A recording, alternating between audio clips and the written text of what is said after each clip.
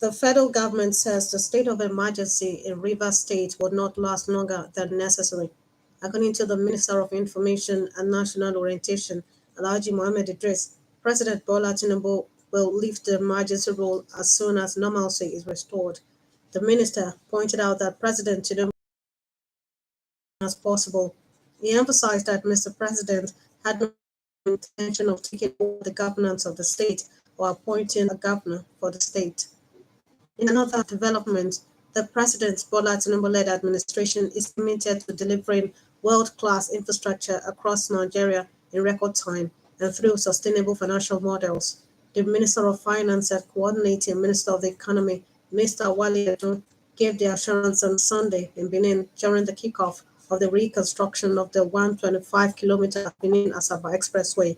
Mr. Edun made it known that the private sector and investors who believe in the policies of President Tinubu have put their money down to complete the road in record time, adding that the financing model does not require funding by the federal government. The government at the center will leave no stone unturned towards making illegal mine a thing of the past. The Minister of Solid Minerals Development, Dr. Dele Alai, hosted this in Abuja while marking the first anniversary of the mining marshals.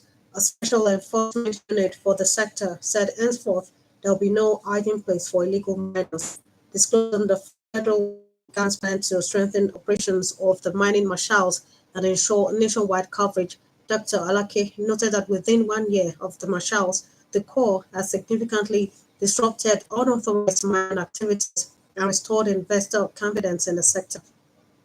Muslims, especially women in Islam, have been reminded of the need to continue to adhere to the principles of the religion as it remains the guiding light that helps shape families, communities, and the society. The State Deputy Governor, Engineer Naimot Akoyedele, gave the reminder on Sunday at the annual Ramadan Tafsir she put together for Islamic women organizations held at the Deputy Governor's Lodge in Abeokuta. The Deputy Governor, who lauded the steadfastness of members of Islamic women organizations in seeking knowledge and strengthening their faith in Allah, urged them not to relent in playing their pivotal roles in repositioning the society, emphasizing that young women should embrace excellence in addition to their strong faith in Allah and commitment to Deen. Engineer Salako Yedele called on them to increase their zeal for learning and personal development by obtaining the needed tools such as education, competitive skills, and trainings capable of making them increase women representation in decision-making process.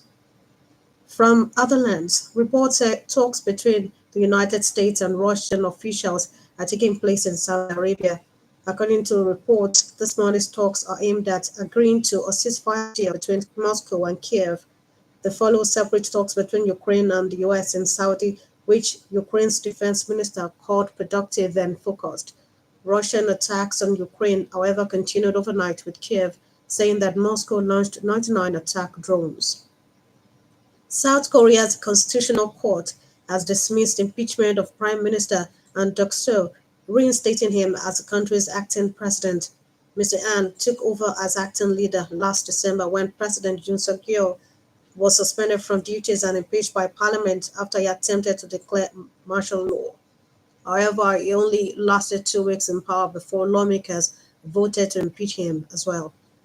Now to sports. Former Super Eagles midfielder Ogenye Nazi has urged the team to remain focused in their quest to secure a 2026 World Cup ticket after their 2-0 win at Rwanda. The former Lazio midfielder said in an interview that the World Cup ticket is still achievable, but advised the team to avoid complacency. The Super Eagles are fourth in Group C with 6 points from 5 matches, 4 points behind new leaders, South Africa. That was the midday news on OGBC, packaged by Chris Obu. For exclusive programs and the latest news updates, visit our website at ogunradio.ng. Follow us on Facebook at Ogun Radio Abeokuta and on X at OGBC 905 FM. You can also listen to OGBC on the Radio Garden.